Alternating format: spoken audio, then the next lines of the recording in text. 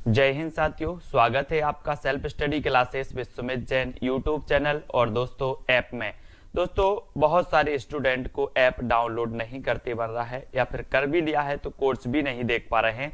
तो मैं आज उनको बता दूं कि ये जो सेल्फ स्टडी क्लासेस इस प्रकार से जब आप प्ले स्टोर से करते हैं तो ये आपका वेल जो है आइकन उसमें लगा हुआ है ना। तो इस प्रकार से सेल्फ स्टडी क्लासेस आपको सर्च करना है और ऐसे आइकन में आपको ऐप मिलने वाला है। ठीक है, तो दोस्तों हम देखें कि प्ले स्टोर में आपको इस प्रकार से दिखेगा ये सेल्फ स्टडी क्लासेस। ठीक है, ये प्ले स्टोर में आपको सेल्फ स्टडी क्लासेस का ऐप दिखने वाला है। ठीक है, ये इमेज उसमें डली है, ये आइकन, ये लोगो उसमें डला है। ठीक है, अब दोस्तों इसको इंस्टॉल करना है, यहां से आप इंस्टॉल करेंगे। ठीक है, अब इंस्टॉल करेंगे तो वहां पर आपको नंबर मांगेगा, जीमेल नंबर मांगेगा, तो आपको ओटीपी आएगा, तो आप रजिस्टर करके आगे बढ़ेंगे। आज हम पढ़ने वाले हैं भाषा और बोली के बारे में। ठीक है, भाषा से संबंधित बहुत ही महत्वपूर्ण यहाँ पर डाउट्स और दोस्तों प्रश्न आपके क्लियर होंगे और हम आगे यहाँ पर पढ़ेंगे भाषा के बारे में, देखेंगे कि भाषा क्या है। भाषा से संबंधित कई प्रश्न पूछे जाते हैं दोस्तों आपसे। वैसे तो आपसे बहुत सारे क्वेश्चन बनते होंगे, लेकिन कुछ डाउट्स और दोस्तों कुछ प्रश्न और आपके क्लियर होंगे। तो सबसे पहले तो यही आता है कि भाषा विचार विनिमय का एक साधन होता है, यानी कि दोस्तों अपने विचारों को दूसरों तक और दूसरों के विचारों को अपने तक जो पहुंचने का एक माध्यम होता है वो क्या कहलाती है? भाषा कहलाती है। तो भाषा विचार विनिमय का साधन है। कामता प्रसाद गुरु, भाषा वह साधन है जिसके द्वारा मनुष्य अपने विचार को दूसरों पर भली भांति प्रकट कर सकता है और दूसरों के विचारों को स्पष्टतः समझ सकता है। किसके अनुसार? कामता प्रसाद गुरु के अनुसार। ठीक है, बाबूराम सक्सेना बोल रहे हैं कि जिन ध्वनि चिन्हों द्वारा मनुष्य परस्पर विचार विमर्श करता है उसे समाहित रूप में क्या कहते हैं? भाषा कहते हैं। अब दोस्तों एक चीज आती है यहां पर कि भाषा के कितने तत्व होते हैं। तो भाषा के 4 तत्व होते हैं दोस्तों। कौन कौन से? सबसे पहले तो ध्वनि, जिन्हें की वर्ण कहा जाता है, शब्द, वाक्य और अर्थ, ये होते हैं भाषा के 4 तत्व। ठीक है, ये आपको याद रख लेना। आपसे यहां से एक क्वेश्चन बनता है कि भाषा की सबसे छोटी इकाई क्या होती है, तो आपका उत्तर हो जाता है ध्वनि। फिर दूसरा क्वेश्चन बनता है कि भाषा की सबसे छोटी सार्थक इकाई क्या होती है, तो आपका उत्तर होता है शब्द। ऐसे क्वेश्चन कई प्रकार से बनते हैं। ठीक है, तो आर्य भाषा के विकास क्रम को 3 भागों में बांटा गया। ये मोस्ट इंपॉर्टेंट, कई बार पूछा गया दोस्तों कि आर्य भाषा के विकास को कितने क्रम में बांटा गया, कितने भागों में रखा गया, ये क्वेश्चन पूछा जाता है। तो आपको याद रख लेना है कि आर्य भाषा को प्राचीन भारतीय आर्य भाषा, यानी कि 1500 ईस्वी पूर्व से लेकर के 500 ईस्वी पूर्व की जो भाषा थी दोस्तों, उसे हम प्राचीन भारतीय आर्य भाषा के अंतर्गत रखते हैं। ठीक है, मध्यकालीन आर्य भाषा 500 ईस्वी पूर्व से 1000 ईस्वी की जो भाषा थी वो मध्यकालीन आर्य भाषा कहलाती है। आधुनिक भारतीय आर्य भाषा 1000 ईस्वी से आज तक की जो भाषा है वो क्या कहलाती है? आधुनिक भारतीय आर्य भाषा। तो आपसे पूछा जाएगा कि आर्य भाषा के विकास को कितने भागों में रखा गया, तो आप क्या बताओगे? 3 भागों में रखा गया। ठीक है, प्राचीन भारतीय आर्य भाषा, मध्यकालीन भारतीय आर्य भाषा और आधुनिक आर्य भाषा, ये 3 भागों में रखा गया। जिनमें से प्राचीन भारतीय आर्य भाषा की बात होती है तो 1500 ईस्वी पूर्व से 500 ईस्वी पूर्व, मध्यकालीन भारतीय आर्य भाषा की बात होती है तो 500 ईस्वी पूर्व से 1000 ईस्वी, और आधुनिक भारतीय आर्य भाषा की बात होती है तो 1000 ईस्वी से आज तक की जो भाषा होती है दोस्तों वो आधुनिक भारतीय आर्य भाषा के अंतर्गत। तो ये क्वेश्चन आपका क्लियर हो गया कि भारतीय आर्य भाषा के विकास क्रम को 3 भागों में रखा गया और वो ये 3 भाग इस प्रकार से थे। ठीक है, अब भाषा की विकास की परंपरा, ये परंपरा भी कई बार पूछा जाता है दोस्तों। तो यहां पर देखो वैदिक संस्कृत, लौकिक संस्कृत, लौकिक संस्कृत से दोस्तों पाली, प्राकृत, ठीक है, अपभ्रंश, स्वरसैनी, अपभ्रंश से स्वरसैनी, स्वरसैनी से पुरानी हिंदी, ठीक है, स्वरसैनी अपभ्रंश से, फिर दोस्तों आधुनिक हिंदी, पश्चिमी अपभ्रंश, पश्चिमी अपभ्रंश और खड़ी बोली हिंदी। तो इस प्रकार से अनेक भाषाओं का यहाँ पर उदय हुआ जो आपसे कई बार पूछा जाता है। ठीक है, तो भाषा की विकास परंपरा आपसे पूछी जाती है कि पाली का जो उदय हुआ वो किससे माना जाता है? लौकिक संस्कृत से। ठीक है, इसको आपको याद रख लेना, वैदिक संस्कृत से निकली लौकिक संस्कृत, है ना, फिर पाली, प्राकृत, अपभ्रंश, ये मानी जाती हैं। ठीक है, तो ये संस्कृत के 2 रूप थे दोस्तों, एक तो वैदिक संस्कृत और एक लौकिक संस्कृत। इन्हीं से ही सारी भाषाओं का विकास यहां से माना जाता है। पाली, प्राकृत अपभ्रंश, सौरसेनी अपभ्रंश, है ना, और पुरानी हिंदी, आधुनिक हिंदी, पश्चिमी अपभ्रंश, खड़ी बोली हिंदी, इस प्रकार से इनका विकास हुआ। इसको आपको समझना है, ठीक है। अब दोस्तों इसके बारे में और हम यहां पर जानेंगे, इसको देखेंगे कि बोली क्या है, बोली के बारे में देखेंगे। तो भाषा का स्थानीय रूप अथवा क्षेत्रीय रूप क्या कहलाता है? बोली कहलाता है। स्थानीय रूप, जैसे हम किसी क्षेत्र विशेष में एक बोली बोलते हैं और उसके 10-15 किलोमीटर बाद देखो तो दूसरा क्षेत्र लग गया, तो दोस्तों उसी बोली में कुछ अंतर आ जाता है। तो ये क्षेत्र विशेष से संबंधित बोलियां होती हैं, उन्हें हम क्या कहते हैं? स्थानीय रूप को क्या कहते हैं? बोली कहते हैं। भाषा के स्थानीय रूप को क्या कहते हैं? बोली कहा जाता है, ठीक है। विभिन्न बोलियां राजनीतिक सांस्कृतिक आधार पर अपना क्षेत्र बढ़ा सकती हैं और साहित्यिक रचना के आधार पर वे अपना स्थान बोली से उच्च करते हुए विभाषा तक पहुंचती हैं। यानी कि अगर बोली विकसित होकर के दोस्तों उसका अगर रूप बढ़ जाए, उसका विकास हो जाए, साहित्यिक रचना के आधार तक पहुंच जाए, तो वो क्या कहलाने लगती है? फिर विभाषा कहलाने लगती है। तो बोली विभाषा बनती है और विभाषा के बाद क्या बनती है? फिर भाषा बनती है, ठीक है। तो इसको आपको याद रख लेना, बोली, विभाषा और भाषा, ठीक है। हिंदी भाषा का विकास अपभ्रंश भाषा से हुआ, ये तो सभी को पता है। विभिन्न अपभ्रंशों से हिंदी की उपभाषाओं की उत्पत्ति हुई। हिंदी उपभाषाओं से हिंदी की सभी बोलियों का विकास माना जाता है। इनको हम यहां पर देखेंगे दोस्तों, है ना। सौरसेनी अपभ्रंश से कौन सी निकली? ये क्या है? अपभ्रंश। और ये क्या है? इनकी उपभाषाएं। अब आपसे पूछा जाता है कि निम्न में से बताइए कौन सी उपभाषा सौरसेनी अपभ्रंश से निकली? तो आपका उत्तर होता है पश्चिमी हिंदी, राजस्थानी हिंदी, गुजराती। ये सौरसेनी अपभ्रंश से इनका उदय माना जाता है दोस्तों। इनको आपको याद रख लेना, पश्चिमी हिंदी, राजस्थानी और गुजराती का उदय हुआ सौरसेनी अपभ्रंश से, ठीक है। ये सौरसेनी अपभ्रंश से। तो अपन ने पढ़ा था पश्चिमी राज गुजरात, पश्चिमी राज गुजरात। तो इसको पश्चिमी राज गुजरात में शेर हैं, शेर हैं। तो पश्चिमी से क्या बना था? पश्चिमी हिंदी, राज से बना था राजस्थानी, गुजरात से बना था गुजराती, और शेर हैं तो सौरसेनी। ये सौरसेनी अपभ्रंश से इनका उदय होता है, ठीक है। फिर आती है दोस्तों अर्धमागधी अपभ्रंश। अर्धमागधी अपभ्रंश से कौन सी निकली? पूर्वी हिंदी। अर्धमागधी से कौन सी निकली? पूर्वी हिंदी, ठीक है। फिर आती है मागधी अपभ्रंश। तो मागधी अपभ्रंश से उदय हुआ कौन सा? बिहारी हिंदी का, बंगला, उड़िया और असमिया में। हम कैसे याद रखते हैं कि दोस्तों मगध के बिहारी का बंगला उड़ा असमिया में, मगध के बिहारी का बंगला उड़ा असमिया में, है ना।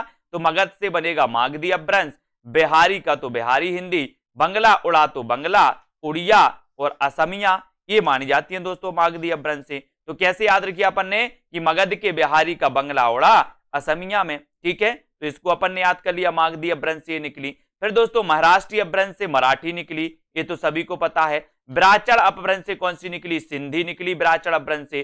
पैसाची से पंजाबी लहंगा, बोले पंजाबी लहंगा चाहिए तो पैसाची, पैसा चाहिए, बोले पंजाबी लहंगा के लिए पैसा चाहिए, है ना। घर में बोलते ना आप लोग, बोले पंजाबी लहंगा के लिए पैसा चाहिए, पैसा चाहिए तो पैसाची, पैसाची से निकली पंजाबी और लहंगा।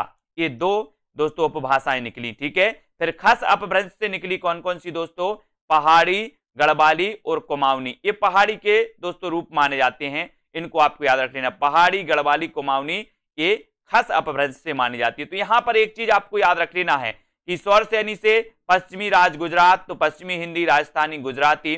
अर्धमागधी से पूर्वी हिंदी आ गई, ठीक है। मागधी अपभ्रंश से बंगला, उड़िया, असमिया ये निकली। महाराष्ट्रीय अपभ्रंश से मराठी, ठीक है। ब्राचड़ से सिंधी और पैसाची से पंजाबी और लहंदा, ठीक है। खस अपभ्रंश से पहाड़ी, गढ़वाली और दोस्तों कुमाऊनी, इनका विकास हुआ, ठीक है। फिर आगे पढ़ते हैं, यहां पर आते हैं, हम देखते हैं दोस्तों सौरसेनी अपभ्रंश से। सौरसेनी अपभ्रंश से कौन सी निकली? इसको हमें याद रख लेना है कि सौरसेनी अपभ्रंश से निकली कौन सी? पश्चिमी हिंदी, सभी को पता है। सौरसेनी अपभ्रंश से पश्चिमी, राजस्थानी और गुजराती। तो हम यहां पर पश्चिमी हिंदी को देखेंगे सबसे पहले। तो पश्चिमी हिंदी आ गई। अब पश्चिमी हिंदी से कौन कौन सी निकली? एक तो कौरवी, और कौरवी को क्या कहा जाता है? खड़ी बोली कहा जाता है। ब्रजभाषा, कन्नौजी, हरियाणवी और बुंदेली, ठीक है। हरियाणवी को बांगरू भी कहा जाता है, ये भी याद रख लेना। तो अपन ने याद किया था कि कानों के खड़ी बुंदेली ब्रजभान हरि के पास, है ना। तो कानों से क्या बना था? कन्नौजी, खड़ी से बना था खड़ी बोली, कानों के खड़ी बुंदेली तो बुंदेली, ब्रज से ब्रजभाषा, हरि के पास तो हरियाणवी, तो कानों के खड़ी बुंदेली ब्रजभान हरि के पास, है ना। तो कोरबी या खड़ी बोली, ब्रजभाषा, कन्नौजी, हरियाणवी और बुंदेली ये पश्चिमी भाषा से इनका उदय होता है। तो इनको आपको याद रख लेना। आपसे पूछा जाता है कि निम्न में से बताइए कौन सी पश्चिमी हिंदी की दोस्तों बोली नहीं है, तो पश्चिमी हिंदी की बोलियां ये मानी जाती हैं, इनको आपको याद रख लेना, ठीक है।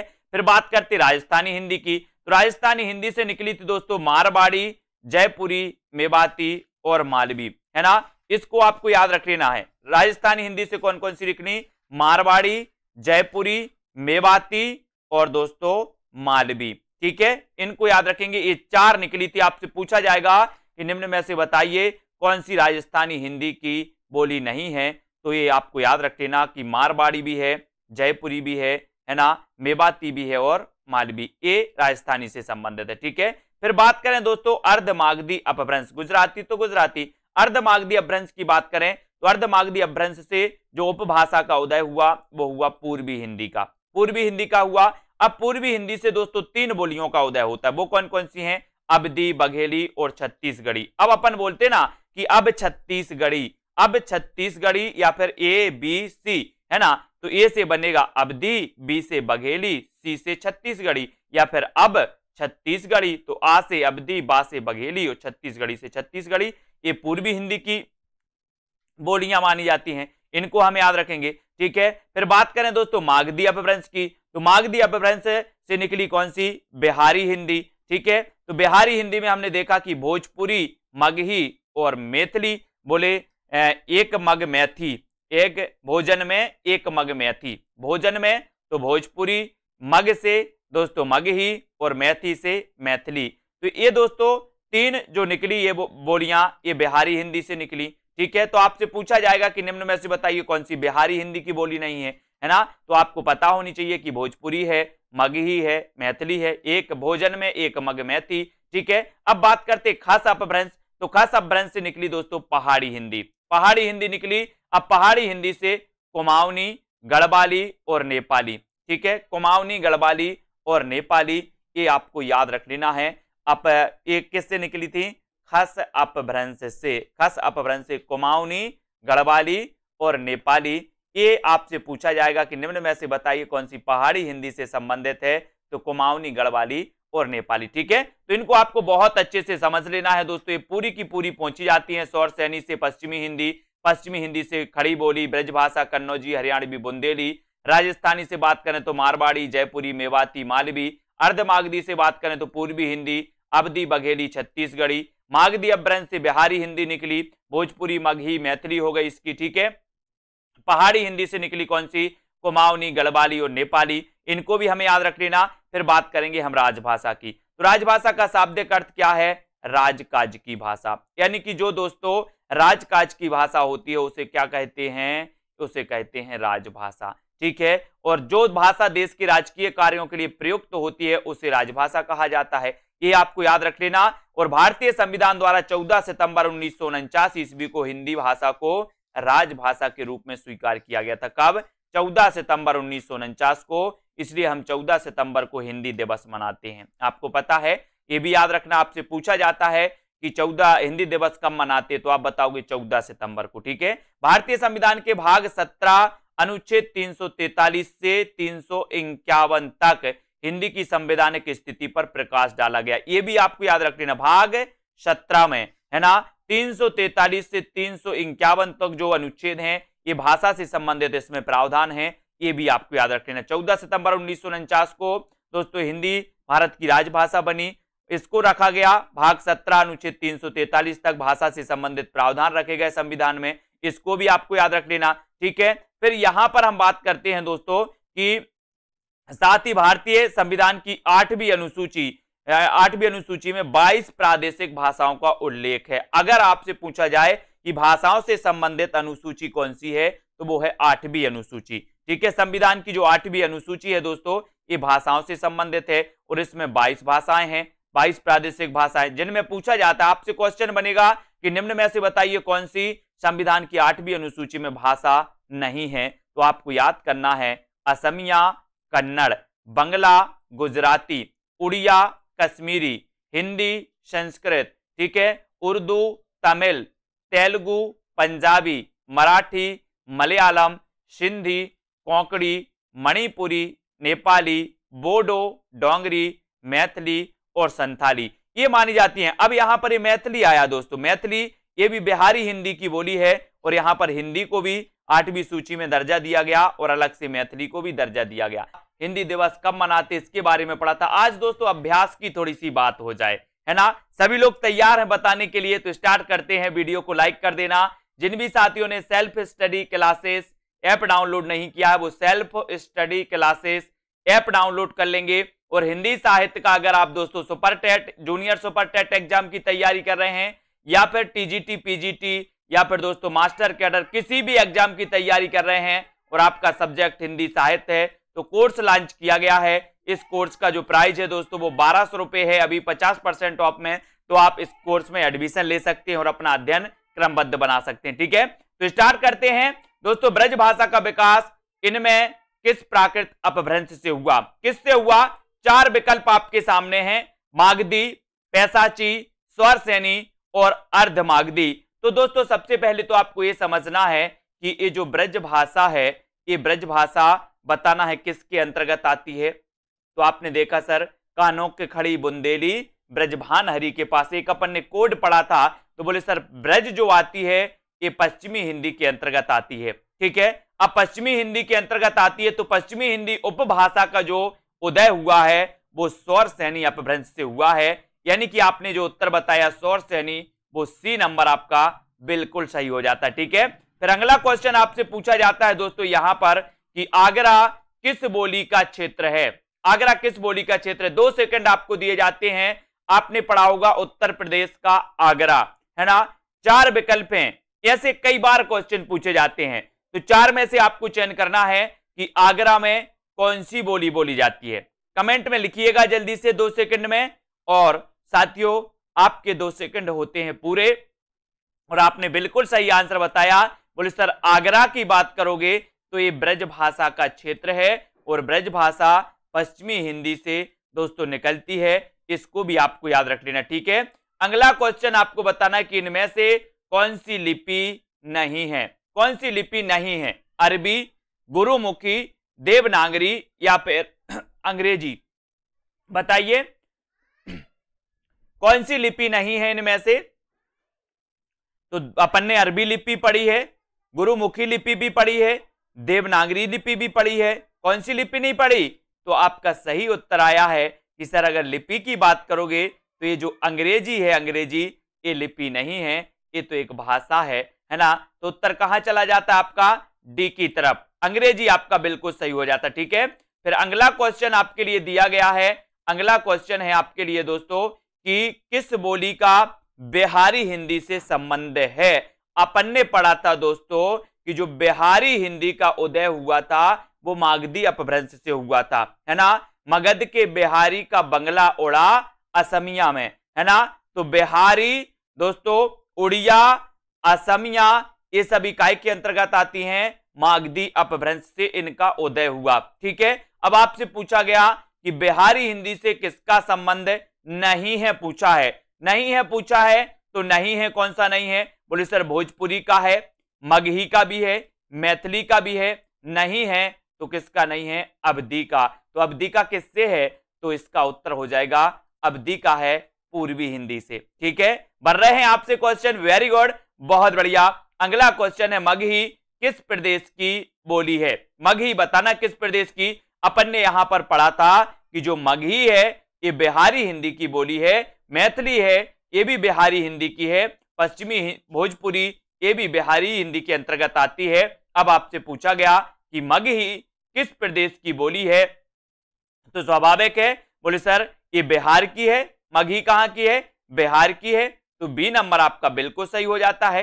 पूछा गया है क्वेश्चन। फिर अगला क्वेश्चन है यहां पर कि सिंधी भाषा का विकास अपभ्रंश की किस बोली से माना जाता है। सिंधी भाषा का आपको विकल्प दिए जाएंगे, उससे पहले आप बिना विकल्प के भी उत्तर बता सकते हो। सिंधी भाषा का विकास किस अपभ्रंश से माना जाता है? जल्दी से कमेंट में लिखिएगा और ये रहे आपके दोस्तों 4 विकल्प। कौन कौन से? सबसे पहला विकल्प है आपका ब्राचड़, दूसरा विकल्प आपका है दोस्तों पैसाची, तीसरा मागधी और चौथा है दोस्तों अर्धमागधी। तो ये बताना है आपका कि जो सिंधी है, सिंधी, इसका उदय जो होता है वो किससे होता है, सिंधी का बताना है। तो यहां पर आपका बिल्कुल सही, अपन ने दोस्तों पंजाबी और लहंदा, पंजाबी और लहंदा पढ़ा था कैसे? पैसाची से। लेकिन सिंधी की बात आती है तो सिंधी में आपका उत्तर चला जाता है ब्राचड़। ब्राचड़ आपका बिल्कुल सही हो जाएगा। सिंधी भाषा का विकास जो हुआ है वो ब्राचड़ अपभ्रंश से माना जाता है, यानी ये नंबर आपका बिल्कुल सही हो जाएगा, ब्राचड़ अपभ्रंश। ठीक है, यहां पर पैसाची से तो लहंदा और पंजाबी का उदय हुआ। ठीक है, अगला क्वेश्चन आपको बताना है कि मुंडा भाषा परिवार का क्षेत्र कौन सा है? मुंडा भाषा परिवार का क्षेत्र बताना है। राजस्थान, मध्य प्रदेश, तमिलनाडु या फिर छोटा नागपुर का पठार, या छोटा नागपुर का पठार, बताइए जल्दी से। मुंडा भाषा का क्षेत्र कौन सा है, इसका उत्तर आपको बताना। हमने कई ये क्षेत्र पढ़े हैं, राजस्थान पढ़े हैं, राजस्थानी भाषा भी पढ़ी है ना दोस्तों। तो यहां पर मुंडा भाषा परिवार का जो क्षेत्र माना जाएगा, तब आपने उत्तर बताया कि सर मुंडा भाषा परिवार का जो क्षेत्र है वो छोटा नागपुर का पठार है, और उत्तर चला जाता है विकल्प नंबर डी के साथ। ठीक है, डी आपका सही हो गया। अगला क्वेश्चन आपसे पूछा जाता है कि झांसी, जालौन, हमीरपुर में कौन सी बोली बोली जाती है? ऐसे क्वेश्चन कई बार आते हैं दोस्तों, थोड़ा सा आपको अभ्यास करने की जरूरत है। झांसी, जालौन, हमीरपुर में कौन सी बोली प्रचलित है? बुंदेली, कन्नौजी, ब्रजभाषा या फिर मालवी? बताइए, सभी का कमेंट आने चाहिए, क्योंकि आप झांसी को जानते हैं, जालौन, हमीरपुर, इन सभी को जानते हैं, इन स्थानों को जानते हैं, और इनमें बोली जाती है बुंदेली। और बुंदेली का उदय हुआ पश्चिमी हिंदी से, और पश्चिमी हिंदी का उदय हुआ किससे? स्वरसेनी अपभ्रंश से। ठीक है, तो ये बुंदेली याद रख लेना। झांसी, जालौन, हमीरपुर का जो क्षेत्र है यहां पर बुंदेली बोली बोली जाती है। ठीक है, अगला क्वेश्चन आपको बताना है दोस्तों यहां पर कि भोजपुरी बोली की उत्पत्ति हुई तो कैसे हुई? अर्धमागधी अपभ्रंश से हुई, मागधी अपभ्रंश से हुई, स्वरसेनी अपभ्रंश से हुई, या फिर ब्राचड़ अपभ्रंश से हुई? प्रश्न क्रमांक 9 और बढ़िया प्रश्न है आपके लिए। भोजपुरी बोली की उत्पत्ति जो हुई है वो किससे हुई है? इसके पहले हमने देखा था कि सर भोजपुरी, मगही और मैथिली ये बिहारी हिंदी के अंतर्गत आती हैं, और बिहारी हिंदी का जो उदय हुआ है वो हुआ है किससे? मागधी अपभ्रंश से। अपन ने पढ़ा था कि मगध के बिहारी का बंगला उड़ा असमिया में। तो दोस्तों बिहारी, बंगला, उड़िया और असमिया ये मागधी अपभ्रंश से इनका उदय होता है। तो भोजपुरी बोली का उदय कौन सी अपभ्रंश से होगा? मागधी अपभ्रंश से, यानी कि उत्तर बी की तरफ चला जाता है। बढ़िया प्रश्न है। अगला क्वेश्चन आपके लिए, आधुनिक दोस्तों भाषाओं में से किसका संबंध अपभ्रंश की पैसाची बोली से है? पैसाची से बताइए, है ना। मैंने आपको कई बार याद करवाया है कि अगर दोस्तों पंजाबी लहंगा लेना है तो पैसा चाहिए, पंजाबी लहंगा लेना है तो क्या चाहिए? पैसा चाहिए। तो पैसा चाहिए, तो पैसा चाहिए से बनेगा पैसाची, और क्या लेना है? पंजाबी लहंगा लेना है। तो यहां पर हो जाएगा आपका पंजाबी, और यहां पर हो जाएगा पैसाची, यानी कि पैसाची से जो उदय होता है वो पंजाबी का होता है। ठीक है, और उत्तर आपका सी की तरफ चला जाता है। अगला क्वेश्चन आपके लिए, मगही किस उपभाषा की बोली है? प्रश्न क्रमांक 11। सभी लोग वीडियो को लाइक कर दें, और दोस्तों जिन भी साथियों को कोर्स में एडमिशन लेना है 25 तारीख तक आप एडमिशन ले सकते हैं और पढ़ सकते हैं। मगही बताना किस उपभाषा की बोली है? तो ये मगही आसान है, और अपन ने पढ़ा भी है इसके पहले। क्या पढ़ा है? मगही, है ना, भोजपुरी और मैथिली। बोले सर ये जो है ये बिहारी हिंदी की उपभाषा मानी जाती है। कौन सी? मगही। तो उत्तर आपका कहां चला जाता है? विकल्प नंबर डी की तरफ। बहुत बढ़िया, सभी लोगों ने बिल्कुल सही आंसर बताए हैं। अब आपको बताना है दोस्तों, गयल, भयल आदि किस बोली की तरह की क्रियाएं हैं?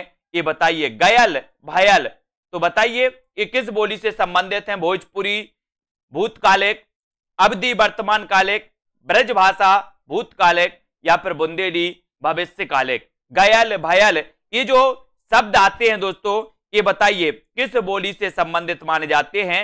अगर आपने थोड़ा सा अनुभव किया होगा, भोजपुरी फिल्मों को देखा होगा, तो गयल और भयल ये भोजपुरी दोस्तों भूतकालिक, ये गयल आदि, गयल भयल ये भोजपुरी भूतकालिक से संबंधित माने जाते हैं और उत्तर चला जाता है विकल्प नंबर 1 की तरफ।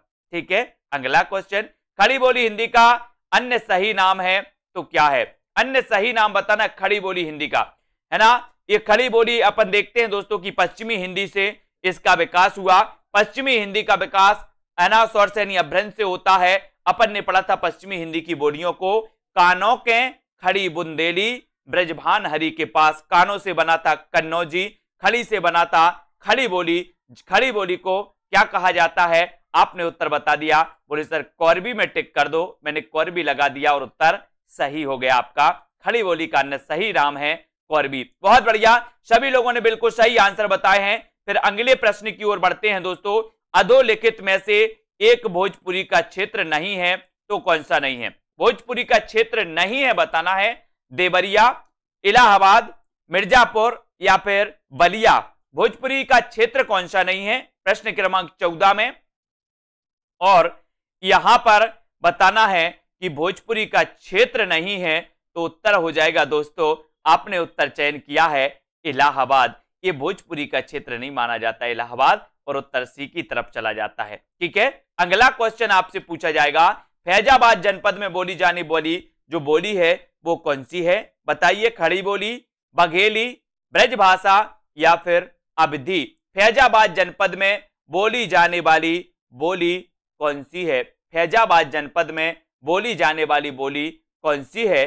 तो आपको ये जो दोस्तों अलग अलग बोलियों के क्षेत्र हैं वो भी आपको पता होनी चाहिए, उनको भी हमें पढ़ना है। फैजाबाद जनपद में जो बोली बोली जाती है वो बोली जाती है कौन सी? अवधी। कौन सी बोली जाती है? अवधी। ये वही अवधी है जिसमें दोस्तों रामचरितमानस लिखा गया, है ना। ये वही अवधी है जिसमें पद्मावत लिखा गया। ये वही अवधी है दोस्तों जो पूर्वी हिंदी से जिसका विकास होता है। निम्न में से कौन सी भाषा देवनागरी लिपि में लिखी जाती है? देवनागरी लिपि में बताना है कौन सी लिखी जाती है? डोंगरी, मराठी। कई बार एक क्वेश्चन पूछा गया दोस्तों, इस क्वेश्चन को भूलना नहीं है कि देवनागरी लिपि में बताना है डोंगरी। बोले सर नहीं लिखी जाती, उड़िया ये भी नहीं लिखी जाती, सिंधी ये भी नहीं लिखी जाती, तो कौन सी लिखी जाती है? देवनागरी लिपि में जो लिखी जाती है वो लिखी जाती है मराठी। कौन सी? मराठी। मोस्ट इंपॉर्टेंट क्वेश्चन, बढ़िया प्रश्न। और अगला क्वेश्चन आपकी स्क्रीन पर, आधुनिक भारतीय भाषाओं का विकास किस भाषा से हुआ है? प्रश्न क्रमांक 17, आधुनिक भारतीय भाषाओं का विकास किस भाषा से हुआ? सौरसेनी से, मागधी, प्राकृत या फिर अपभ्रंश से? किससे हुआ? प्रश्न क्रमांक 17, आधुनिक भारतीय भाषाओं का विकास किस भाषा से हुआ है? तो यहां पर अपन ने कई बार पढ़ा है कि सर जो आधुनिक भारतीय भाषाएं हैं इनका जो विकास हुआ है वो सीधा सीधा भारतीय भाषाओं का माना जाता है, तो अपभ्रंश से हुआ है। अपभ्रंश के अनेक भेदों से, सौरसेनी मान लो, मागधी मान लो, अर्धमागधी मान लो, है ना। तो कुल मिला के हम कह सकते हैं कि अपभ्रंश से हुआ है। ठीक है, आधुनिक भारतीय भाषाओं का। अगला क्वेश्चन आपसे पूछा जाता है कि ब्रजबोली नाम से जानी जाती है, तो कौन सी? ब्रजबोली नाम से, है ना। ब्रज भाषा नहीं पूछा आपसे, ब्रज भाषा तो अलग है, ब्रजबोली नाम से कौन सी जानी जाती है ये पूछा है आपसे। कई बार क्वेश्चन पूछा गया, पंजाबी, मराठी, गुजराती या फिर पुरानी बंगला। कौन सी वो बोली है जो ब्रजबोली के नाम से जानी जाती है? और आपने प्रश्न क्रमांक 18 का उत्तर जो चयन किया है वो किया है पुरानी बंगला, और आपका उत्तर सही हो जाता है पुरानी बंगला। राइट आंसर हो जाता है डी नंबर, बिल्कुल राइट आंसर। इनमें बिहारी हिंदी का रूप नहीं है तो कौन सा नहीं है? प्रश्न क्रमांक 19, भाषा को बहुत अच्छे से पढ़ना है, बोलियों को बहुत अच्छे से पढ़ना है दोस्तों। एक मैंने बढ़िया ट्रिक से भी वीडियो बनाया है बोलियों का और भाषा का, सर्च कर लेना यूट्यूब में, है ना। बढ़िया मजा आएगा आपको, बोलियों और भाषाओं के क्षेत्र बढ़िया ट्रिक से आपको समझा दिया है। एक बार पढ़ोगे क्वेश्चन गलत नहीं होंगे। और बिहारी हिंदी का रूप नहीं है तो बोले सर भोजपुरी तो है, मैथिली भी है, मगही भी है, ये अवधी नहीं है, ये अवधी तो पूर्वी हिंदी की है ना। पूर्वी हिंदी के अंतर्गत 3 बोलियां आती हैं, अवधी, बघेली और छत्तीसगढ़ी। ठीक है, वर्तमान हिंदी का प्रचलित रूप है तो क्या है? वर्तमान हिंदी का प्रचलित रूप अवधी, ब्रजभाषा, देवनागरी या फिर सौराष्ट्री। प्रश्न क्रमांक 20 और प्रश्न भी आपका बहुत बढ़िया, वर्तमान हिंदी का प्रचलित रूप बताना है। यहां पर क्वेश्चन थोड़ा सा गलत पूछा गया, वर्तमान हिंदी का पूछा गया, तो वर्तमान हिंदी का जो प्रचलित रूप माना जाता है दोस्तों वो खड़ी बोली माना जाता है। खड़ी बोली ये वर्तमान हिंदी का प्रचलित रूप है, ठीक है। तो यहां पर उत्तर आपका खड़ी बोली होना चाहिए, ठीक है, वर्तमान हिंदी का प्रचलित रूप, ठीक है। यहां पर देख लेते हैं अगला क्वेश्चन कि निम्न में से कौन सी भारोपीय परिवार की भाषा नहीं है। भारोपीय परिवार सबसे बड़ा भाषा परिवार माना जाता है दोस्तों। अगर आपसे कभी पूछा जाए कि सबसे बड़ा भाषा परिवार कौन सा है तो आप क्या लगाओगे, भारोपीय परिवार, ठीक है। अब आपसे पूछा गया कि भारोपीय परिवार की कौन सी भाषा नहीं है, तो आपको उत्तर चयन करना है। मराठी भारोपीय की है, गुजराती भारोपीय भाषा परिवार की है, हिंदी भी है, तो कौन सी नहीं है, बोले सर मलयालम, ये द्रविड़ भाषा परिवार से संबंधित होती हैं, है ना। तो उत्तर आपका क्या हो जाता है, विकल्प नंबर सी, ठीक है। लाइक कर दिया आपने वीडियो को। तो किस तिथि को हिंदी को राजभाषा बनाने का निर्णय लिया गया, ये क्वेश्चन कल आपने बताया था, कल आपको चैलेंज प्रश्न के रूप में इस प्रश्न का दिया गया था और बहुत सारे लोगों ने जो दोस्तों बताया है उत्तर, वो बताया है क्या, 14 सितंबर 1949, है ना। ये आपका सी नंबर बिल्कुल सही है था, ठीक है। अब आज का सेशन अपन स्टार्ट करेंगे, आप लोग तैयार रहे उत्तर बताने के लिए। आपको बताना है दोस्तों कि वर्ष 1955 में गठित प्रथम राजभाषा आयोग के अध्यक्ष कौन थे। आपको बताना है 1955 में गठित प्रथम राजभाषा आयोग के अध्यक्ष कौन थे। कई बार एग्जाम में पूछा गया और 4 विकल्प है हमारे सामने, तब आपका राइट आंसर क्या हो जाता है, 1955 में। 2 सेकंड आपको दिए जाएंगे, फटाफट से उत्तर बताएंगे।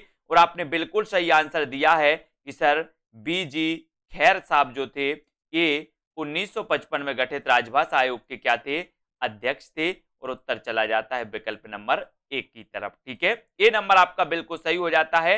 अगला क्वेश्चन आपसे पूछा जाएगा, बघेली बोली का संबंध किस उपभाषा से है। बघेली का संबंध आपको बताना है, किस उपभाषा से है बघेली का संबंध। 4 विकल्प हैं, 2 सेकंड आपको दिए जाते हैं। हमने दोस्तों बघेली को कई बार पढ़ा है ना, और अपन ने पढ़ा था अब छत्तीसगढ़ी। अब छत्तीसगढ़ी यानी कि आ से अवधी, बा से बघेली और छत्तीसगढ़ी से छत्तीसगढ़ी। इसका संबंध कौन से है इन तीनों का, इन तीनों का संबंध है पूर्वी हिंदी। और पूर्वी हिंदी का जो उदय होता है वो किससे होता है, अर्धमागधी।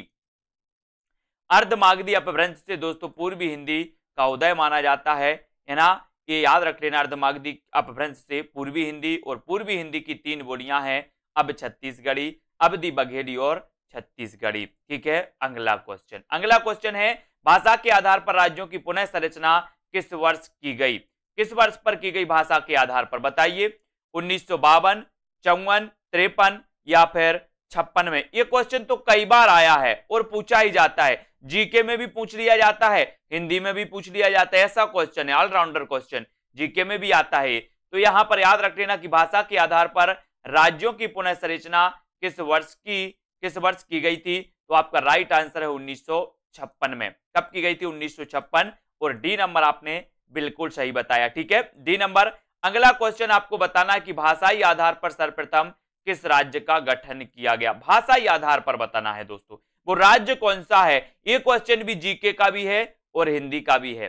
तो बताओ भाषाई आधार पर सर्वप्रथम किस राज्य का गठन हुआ है।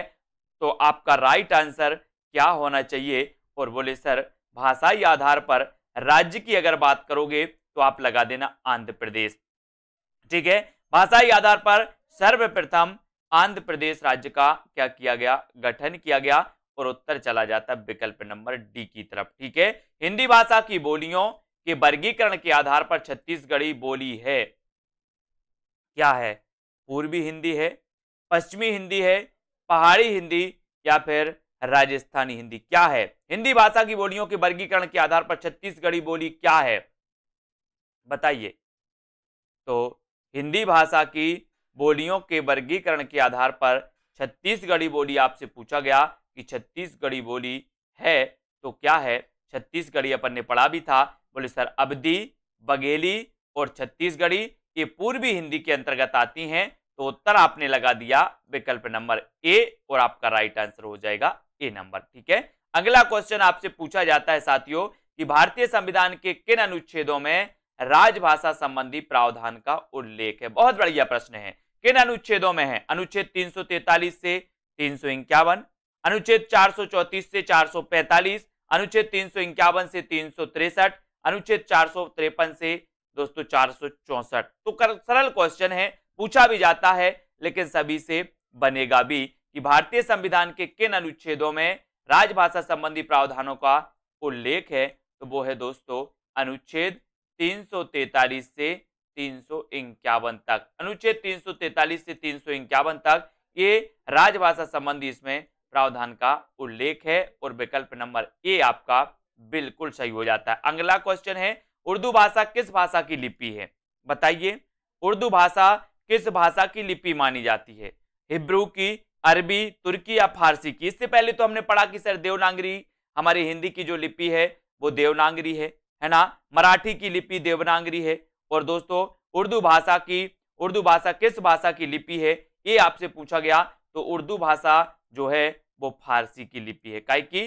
फारसी। और उत्तर किसकी तरफ चला जाता है? विकल्प नंबर डी की तरफ। ठीक है, ये छोटे छोटे क्वेश्चन आपके कई बार पूछे जाते हैं दोस्तों, इन क्वेश्चन के लिए हमें तैयार रहना है। ठीक है, अगला क्वेश्चन आपको बताना है कि अंग्रेजी भाषा की लिपि कौन सी है। अंग्रेजी भाषा की लिपि आपको बताना है। अंग्रेजी भाषा के बारे में हमने पढ़ा था कि अंग्रेजी को 22 भाषाएं जो हमारी संविधान की 8वीं अनुसूची में सम्मिलित की गई हैं, उन 22 भाषाओं में से अंग्रेजी को शामिल नहीं किया गया, जबकि अंग्रेजी को राजभाषा का दर्जा प्राप्त है। दोस्तों 30 का उत्तर आपको बताना है। तो अंग्रेजी भाषा जो की लिपि है जो वो है दोस्तों, वो कौन सी है? रोमन लिपि। कौन सी लिपि है? रोमन। और उत्तर हो जाता है आपका विकल्प नंबर डी, रोमन लिपि राइट आंसर हो जाएगा।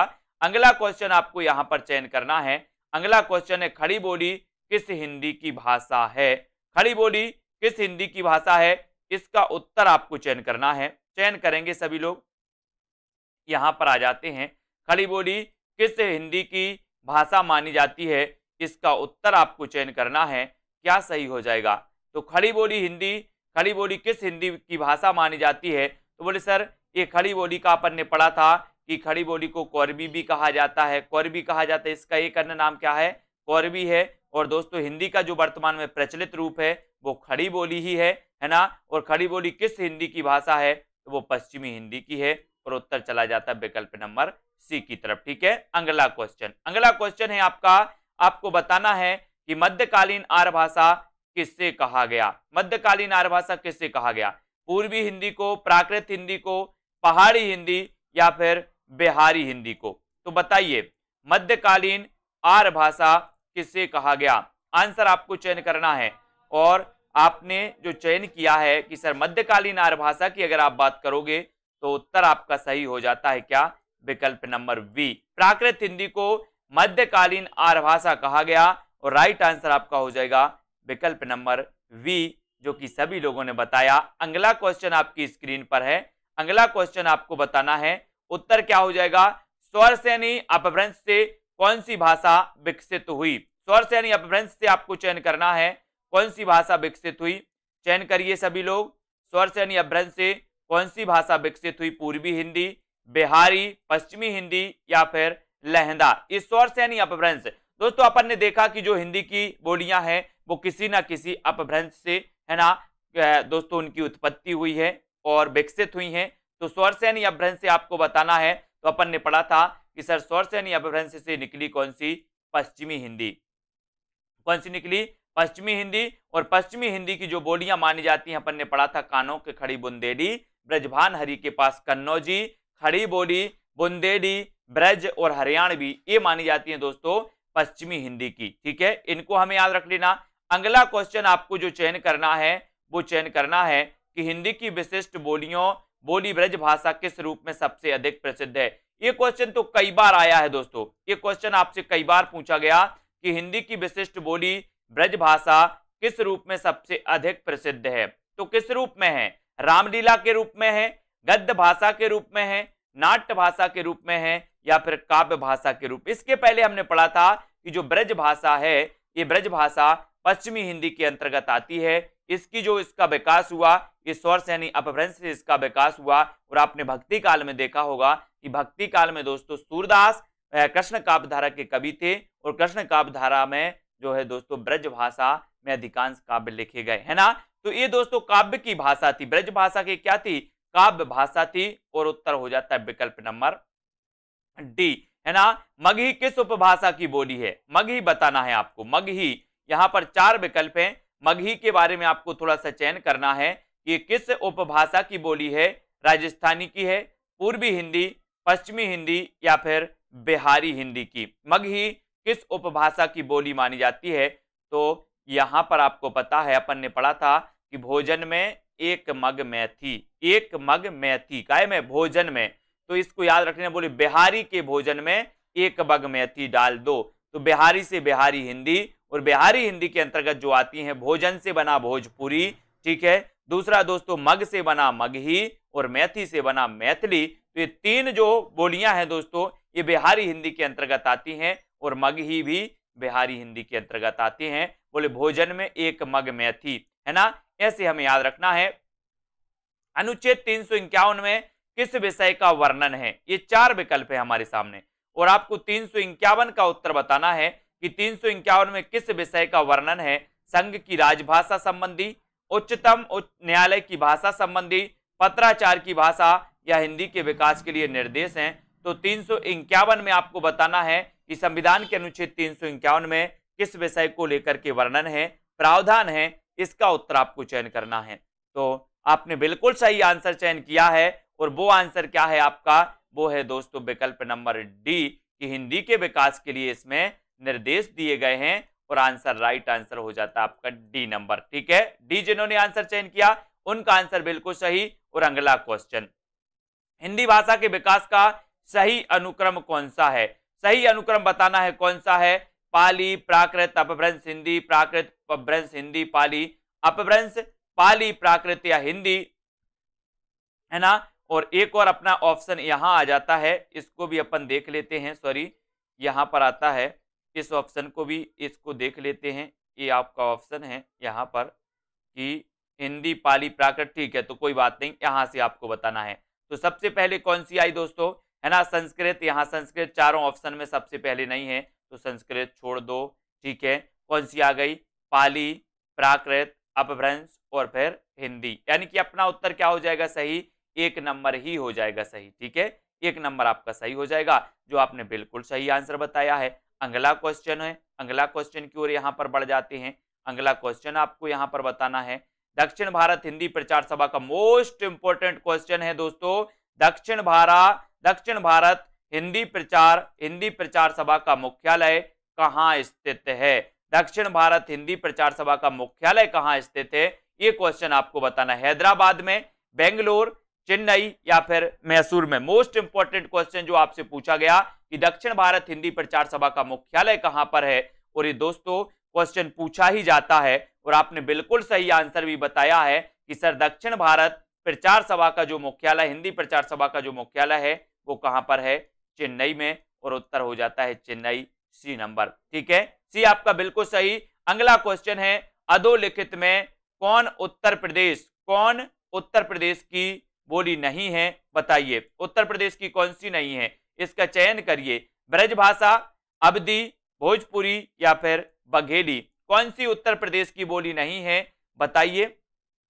और ब्रज तो है, अवधी भी है, बघेली भी है, भोजपुरी भी है, लेकिन कौन सी नहीं है, बघेली नहीं है, है ना। ये बघेल खंड से संबंधित आती है दोस्तों, मध्य प्रदेश के कई हिस्सों में ये बघेली बोली जाती है, ठीक है। तो ये बोली उत्तर प्रदेश से संबंधित नहीं है, कौन सी, बघेली, और ये बघेली पूर्वी हिंदी से संबंधित है, ये आपको याद रख लेना। अब आपको बताना है साला और जामात को छत्तीसगढ़ी में क्या कहते हैं, साला और जामात को छत्तीसगढ़ी में क्या कहते हैं, बताइए।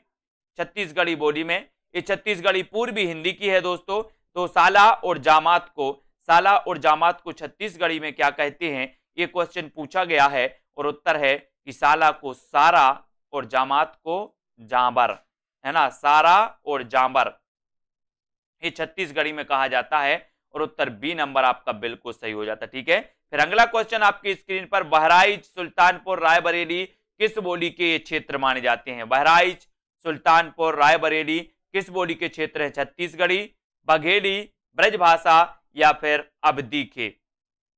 बताइए क्वेश्चन का आंसर। बहराइच, सुल्तानपुर, रायबरेली किस बोली के क्षेत्र माने जाते हैं? तो आपने बिल्कुल सही आंसर चयन किया है कि सर बहराइच, सुल्तानपुर और रायबरेली ये अवधि के क्षेत्र हैं। काय के? अवधि के। अवधि यानी डी नंबर, डी आपका अवधि बिल्कुल सही हो जाएगा। इनको आपको डी नंबर याद रखना, ठीक है।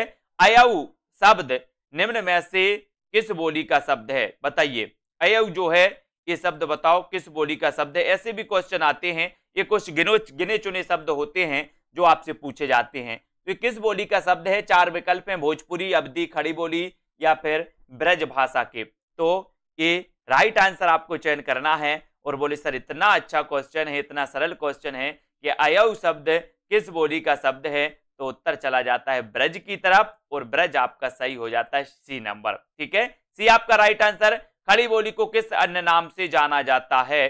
खड़ी बोली को किस अन्य नाम से जाना जाता है? बताइए। ये क्वेश्चन कई बार आया और मैंने भी आपको बताया है कि पश्चिमी हिंदी में दोस्तों हरियाणवी और खड़ी बोली ऐसी हैं, जैसे हरियाणवी का दूसरा नाम बांगरू है और दोस्तों खड़ी बोली का जो दूसरा नाम है जो आपसे पूछा गया है वो उत्तर तो आपको बताना है कि बोले सर खड़ी बोली को किस अन्य नाम से जाना जाता, तो उत्तर चला जाता है कोरबी बोली। कोरबी यानी बी आपका सही हो जाएगा। भाषा वह साधन है जिसके द्वारा मनुष्य अपने विचार दूसरों तक भली भांति प्रकट कर सकता है। ये कथन किसका है? ये कथन आपको बताना है, ये कथन किसका है? तो भाषा वह साधन है जिसके द्वारा मनुष्य अपने विचार दूसरों तक भली भांति प्रकट कर सकता है। ये कथन किसका है? तो ये कथन और एक क्वेश्चन ये बहुत ही बढ़िया है, कई बार पूछा गया है और ये कहा था कामता प्रसाद गुरु ने कि भाषा वह साधन है जिसके द्वारा मनुष्य अपने विचारों को एक दूसरे तक भली भांति प्रकट कर सकते हैं। और उत्तर आपका बी की तरफ चला जाता है। बी नंबर आपका बिल्कुल सही हो जाता है। तो भारत की भाषा की सबसे छोटी इकाई किसे कहते हैं? ये क्वेश्चन तो कई बार पूछा गया, हर एग्जामों में ये क्वेश्चन पूछा जाता है कि भाषा की सबसे छोटी इकाई कौन सी है? शब्द, व्यंजन, स्वर या फिर वर्ण? भाषा की सबसे छोटी इकाई हमें बताना है, सबसे छोटी इकाई कौन सी है?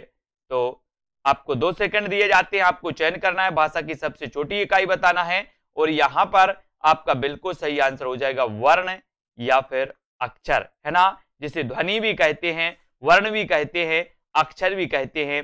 ये भाषा की सबसे छोटी इकाई होती है, ठीक है। वहीं आपसे अगर पूछ लिया जाए कि भाषा की सबसे छोटी सार्थक इकाई कौन सी है, तो सार्थक इकाई होती है आपकी शब्द। भाषा की सबसे छोटी सार्थक इकाई होती है शब्द और भाषा की सबसे छोटी इकाई होती है वर्ण, ध्वनि या फिर अक्षर, ठीक है। अगला क्वेश्चन, अगला, हिंदी किस भाषा परिवार की भाषा है? हिंदी किस भाषा परिवार की भाषा है? भारोपीय, द्रविड़, ऑस्ट्रिक या फिर चीनी तिब्बत? तो बताइए चीनी तिब्बती किस भाषा परिवार की? आपने देखा होगा भाषा परिवार आपने पढ़े होंगे, सबसे बड़ा भाषा परिवार माना जाता है दोस्तों अपना भारोपीय परिवार, है ना।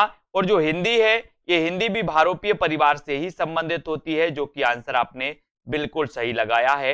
ये नंबर आपका बिल्कुल सही है। अगला क्वेश्चन यहां पर हम देखेंगे, हिंदी भाषा का जन्म हुआ तो अपभ्रंश से हुआ, लौकिक संस्कृत से हुआ, पाली प्राकृत से या फिर वैदिक संस्कृत से? तो हिंदी भाषा का जन्म किससे हुआ ये आपको बताना है। 4 विकल्प है हमारे सामने। यहां बहुत सारे लोग कंफ्यूज हो जाते हैं, लेकिन आपको याद रख लेना है कि हिंदी भाषा का जो विकास हुआ है, जो जन्म हुआ है, वो अपभ्रंश से माना जाता है, ठीक है। अगर आदि जननी की बात करें तो संस्कृत पर हम पहुंचेंगे, लेकिन यहां पर आपका हिंदी भाषा का जन्म हुआ है तो वो अपभ्रंश से हुआ है, यानी कि आपका जो 1 नंबर है वो 1 नंबर बिल्कुल सही हो जाता है। अपन देखते हैं अपभ्रंश की विभिन्न अवस्थाओं से, जैसे सौरसेनी हिंदी से पश्चिमी हिंदी निकली, है ना, और अर्धमागधी से दोस्तों पूर्वी हिंदी निकली। तो ये अपभ्रंश के विभिन्न रूपों से हिंदी की जो है भाषाओं का विकास हुआ, जन्म हुआ माना जाता है, ठीक है। अगला क्वेश्चन है आपके लिए दोस्तों कि भाषा शब्द की उत्पत्ति निम्न में से किस धातु से हुई? एक कई बार क्वेश्चन आया है, भाषा शब्द की उत्पत्ति किस धातु से हुई है? भाष्य से, भास से, भास या फिर भास से? तो किससे हुई मानी जाती है? प्रश्न क्रमांक आपका 49 है और 49 का उत्तर आपको चयन करना है। भाषा शब्द की उत्पत्ति किस धातु से हुई है? और आपने बिल्कुल सही चयन किया है, बोले सर भास लगा दो, मैंने लगा दिया। सी नंबर आपका बिल्कुल सही है, भाषा शब्द की उत्पत्ति भास से हुई है और सी आपका बिल्कुल सही हो जाता है। अगला क्वेश्चन आपका स्क्रीन पर है आपकी, वो बताना है आपको कि कौन सी बोली अथवा भाषा हिंदी के अंतर्गत नहीं आती। तो हिंदी के अंतर्गत नहीं आती तो कौन सी नहीं आती? कन्नौजी, बांगरू, अवधी या फिर तेलुगु। कौन सी बोली अथवा भाषा हिंदी के अंतर्गत नहीं आती? तो देखो कन्नौजी तो आती है ना, बांगरू भी आती है, बांगरू यानी कि हरियाणवी, हरियाणवी का दूसरा नाम क्या है? बांगरू। और अवधी भी हिंदी के अंतर्गत आती है। तो कौन सी नहीं आती? बोले सर तेलुगु नहीं आती। तो तेलुगु आपका राइट आंसर डी बिल्कुल सही हो जाएगा, तेलुगु नहीं आती। ठीक है, अगला क्वेश्चन आपको बताना है यहां पर कि हिंदी भाषा का कौन सा रूप मानक हिंदी के रूप में स्वीकार किया गया। मानक हिंदी के रूप में कौन सा रूप स्वीकार किया गया? प्रश्न क्रमांक 51, पूर्वी हिंदी, पहाड़ी हिंदी, खड़ी हिंदी या फिर दक्षिणी हिंदी। हिंदी भाषा का कौन सा रूप मानक हिंदी के रूप में स्वीकार किया गया? ये क्वेश्चन आपसे पूछा गया है 51 का आंसर। और मानक रूप जो हुआ है, जो दोस्तों वर्तमान में जो प्रचलित रूप है हिंदी का, वो प्रचलित रूप भी खड़ी बोली का है और मानक हिंदी के रूप में स्वीकार किया गया तो वो किया गया खड़ी हिंदी, खड़ी बोली, यानी कि दोस्तों सी आपका बिल्कुल यहां पर सही हो जाएगा, सी नंबर। ठीक है, अगला क्वेश्चन है आपकी स्क्रीन पर, हिंदी की विशिष्ट बोली ब्रजभाषा किस रूप में सबसे अधिक प्रसिद्ध है? ये क्वेश्चन तो कई बार पूछा गया है, तो इसके लिए भी हमें तैयार रहना है कि जो ब्रजभाषा है ये किस रूप में सबसे अधिक प्रसिद्ध है? राजभाषा के रूप में, तकनीकी भाषा के रूप में, राष्ट्रभाषा के रूप में या फिर काव्य भाषा के रूप में? किस रूप में ये ब्रजभाषा सबसे अधिक प्रसिद्ध है? और 4 विकल्प है, 52 का आंसर आपको बताना है। और यहां पर ब्रजभाषा किस रूप में सबसे अधिक प्रसिद्ध है? उत्तर चला जाता है काव्य भाषा के रूप में। किस भाषा के रूप में? काव्य भाषा के रूप में ये प्रसिद्ध है और डी आपका बिल्कुल सही हो जाता है। भारतवर्ष में हिंदी को आप किस वर्ग में रखेंगे? किस वर्ग में रखेंगे आप, ये बताना आपको। तो यहां पर ये प्रश्न दिया है कि भारतवर्ष में हिंदी को आप किस वर्ग में रखेंगे। यहां पर आपके 4 विकल्प आपको दिए जाते हैं, राजभाषा के रूप में, राष्ट्रभाषा के रूप में, विभाषा या फिर तकनीकी भाषा। तो हिंदी को आप किस रूप में रखेंगे? कंफ्यूजन वाला प्रश्न है। बहुत सारे लोग जिन्होंने नहीं पढ़ा है वो दोस्तों राष्ट्रभाषा लगाते हैं, राष्ट्रभाषा लगा के आती है 100%। लेकिन हिंदी को हम दोस्तों, हमारी हिंदी राष्ट्रभाषा नहीं है, हमारी हिंदी राजभाषा है। क्या है? राजभाषा। और राजभाषा उसे कहते हैं जिसे सरकारी कामकाजों में प्रयोग किया जाता है, और हमारी हिंदी को सरकारी कामकाजों में प्रयोग किया जाता है, इसलिए जो हिंदी है वो राजभाषा है। ठीक है, इसको याद रखेंगे। निम्न में से कौन सी भाषा संस्कृत की अपभ्रंश है? संस्कृत की अपभ्रंश यानी कि दोस्तों आपको पता है अपभ्रंश मतलब होता है बिगड़ा हुआ रूप। तो संस्कृत जब दोस्तों ये बोलचाल की भाषा बन गई और बोलचाल की भाषा से बिगड़ते बिगड़ते आगे चली गई है संस्कृत। अपन देखते हैं कि तत्सम और तद्भव ये शब्द कैसे आए। ये संस्कृत से बिगड़ते बिगड़ते दोस्तों इनका तद्भव रूप आया, तो वो जो है अपभ्रंश कहलाती है, जो भाषा बिगड़ती हुई चली जाती है। ठीक है, तो संस्कृत की अपभ्रंश कौन सी कहलाएगी? तो संस्कृत के बाद होता है पाली का जन्म। किसका होता है? पाली का जन्म होता है।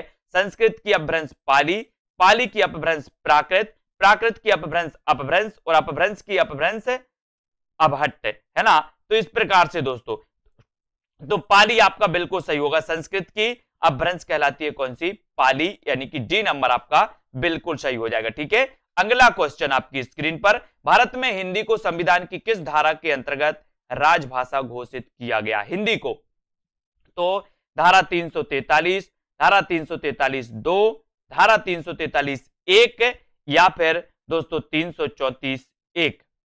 तो यहां पर बहुत अच्छे से देखने की जरूरत है दोस्तों। आपको पता है कि भारत में हिंदी को संविधान की धारा के अंतर्गत, किस धारा के अंतर्गत राजभाषा घोषित किया गया? तो वो किया गया धारा 343(1) के तहत। धारा 343(1) के तहत राजभाषा घोषित किया गया और अनुच्छेद 343 से लेकर के 351 तक का प्रावधान है, भाषा संबंधी संविधान में प्रावधान किए गए हैं। ये भी हमें याद रखना। ठीक है, उत्तर प्रदेश सरकार द्वारा 1947 में गठित देवनागरी लिपि सुधार समिति के अध्यक्ष कौन थे? ये क्वेश्चन कई बार आया है। उत्तर प्रदेश सरकार द्वारा 1947 में गठित देवनागरी लिपि सुधार समिति के अध्यक्ष कौन थे? डॉक्टर धीरेन्द्र वर्मा, संपूर्णानंद, आचार्य नरेंद्र देव या फिर इनमें से कोई नहीं।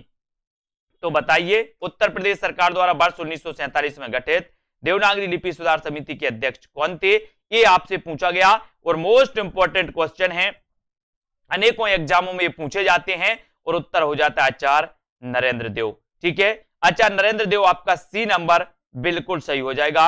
इसके अध्यक्ष कौन थे? आचार्य नरेंद्र देव थे, 1947 में गठित देवनागरी लिपि सुधार समिति के। हिंदी की आदि जननी है तो कौन सी है? आदि जननी पूछा गया अब यहां पर। तो अपन ने देखा था कि हिंदी का जन्म अपभ्रंश से हुआ, लेकिन अगर आपसे पूछा जाए कि हिंदी की आदि जननी कौन सी है, तो आदि जननी में आपने बिल्कुल सही आंसर लगाया है, उत्तर है संस्कृत। कौन सी है? संस्कृत, और ए नंबर आपका बिल्कुल सही हो जाता है। अगला क्वेश्चन, ये क्वेश्चन कई बार कंफ्यूजन हुए हैं दोस्तों, तो यहां पर टकसाली भाषा किसे कहते हैं, ये आपसे पूछा गया। संस्कृतनिष्ठ भाषा को, ग्रामीण भाषा को, परिनिष्ठित भाषा को, या फिर कृत्रिम भाषा को? तो टकसाली भाषा किसे कहते हैं, ये क्वेश्चन पूछा जाता है, और इस क्वेश्चन के लिए हमें तैयार रहना है ना। ये कंफ्यूज नहीं होना आपको, क्योंकि टकसाली भाषा संस्कृतनिष्ठ को नहीं, परिनिष्ठित को कहा जाता है। किसे? परिनिष्ठित भाषा को टकसाली भाषा कहा जाता है, और उत्तर आपका सी नंबर बिल्कुल सही है, परिनिष्ठित भाषा को टकसाली भाषा। ठीक है, तो सी बिल्कुल सही है। ग्वालियर की बोली बताना है, ग्वालियर की बोली कौन सी है दोस्तों? ये क्वेश्चन कई बार पूछा गया, ग्वालियर की बोली है ना। ये ग्वालियर मध्य प्रदेश का एक जिला है, और इसकी बोली कौन सी है? बुंदेली, ब्रजभाषा, खड़ी बोली, या फिर कन्नौजी? तो ग्वालियर की बोली पूछी गई, और बोली सर है यहाँ पर कौन सी? बुंदेली, और बुंदेली पश्चिमी हिंदी से संबंधित है। पश्चिमी हिंदी की अपन भाषा पढ़ते हैं दोस्तों, कानों के खड़ी बुंदेली ब्रजभान हरि के पास, तो ये बुंदेली पश्चिमी हिंदी की मानी जाती है, यानी कि दोस्तों आपका ए नंबर है, और ग्वालियर की भाषा भी क्या है? बुंदेली। अगला क्वेश्चन आपके लिए, निम्नलिखित में भाषा की प्रमुख प्रकृति कौन सी है? भाषा की प्रमुख प्रकृति बताना है, सरलता से क्लिष्टता की ओर, जटिलता से सरलता की ओर, भावों से विचारों की ओर, या विचारों से भावों की ओर? भाषा की प्रमुख प्रकृति कौन सी है, ये आपको बताना है। तो प्रमुख प्रकृति बताना है, तो यहां पर आपको पता है, बताइए। कुछ लोग तो बता देते सरलता से क्लिष्टता की ओर, है ना।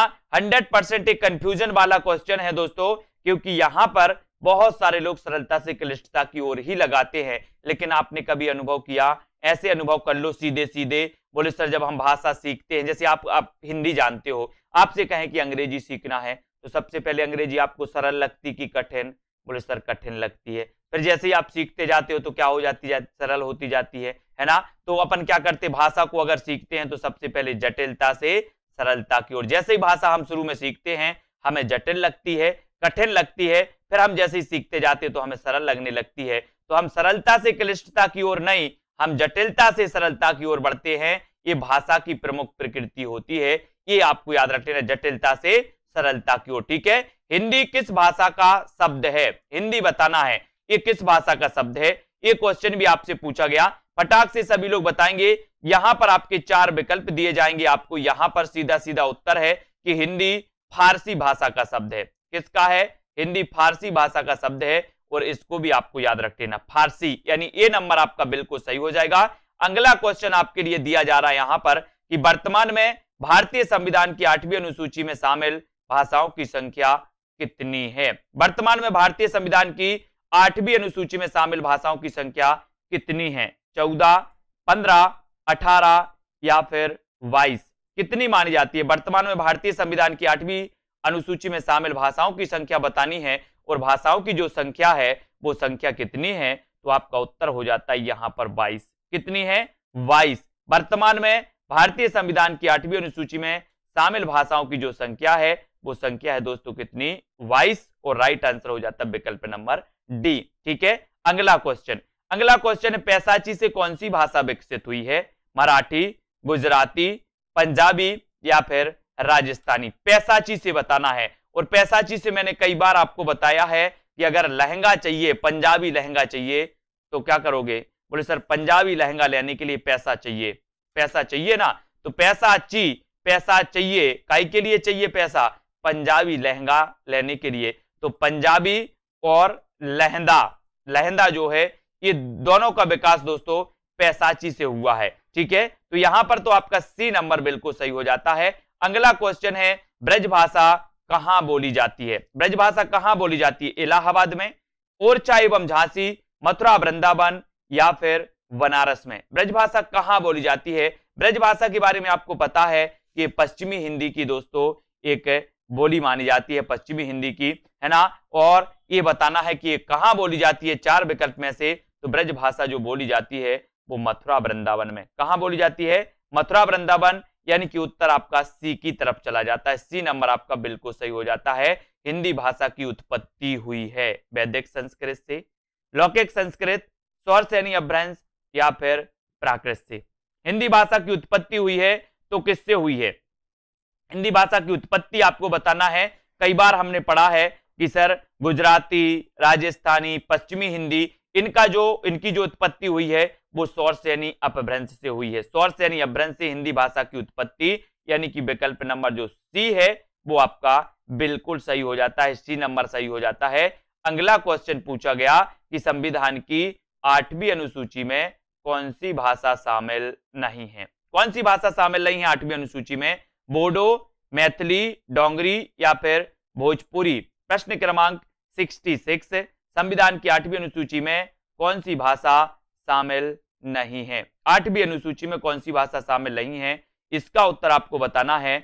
और यहां पर आपका बिल्कुल 8वीं अनुसूची में शामिल नहीं है, तो वो नहीं है कौन सी? भोजपुरी। बोडो तो है, मैथिली भी है, डोंगरी भी है, भोजपुरी नहीं है। भोजपुरी बिहारी हिंदी की है। बिहारी हिंदी की दोस्तों आपको पता है, बिहारी हिंदी की मैथिली भी है, भोजपुरी भी है और मगही भी है। तो बिहारी हिंदी की एक मैथिली भाषा, ऐसा भी क्वेश्चन आएगा कि बिहारी हिंदी की वो कौन सी भाषा है दोस्तों जिसे 8वीं अनुसूची में शामिल किया गया, तो वो भाषा है मैथिली। ठीक है, डिंगल भाषा का संबंध किस साहित्य से है? डिंगल भाषा का संबंध बताना किस साहित्य से है? हरियाणवी साहित्य से, राजस्थानी साहित्य से, अवधी साहित्य से या फिर मैथिली साहित्य से?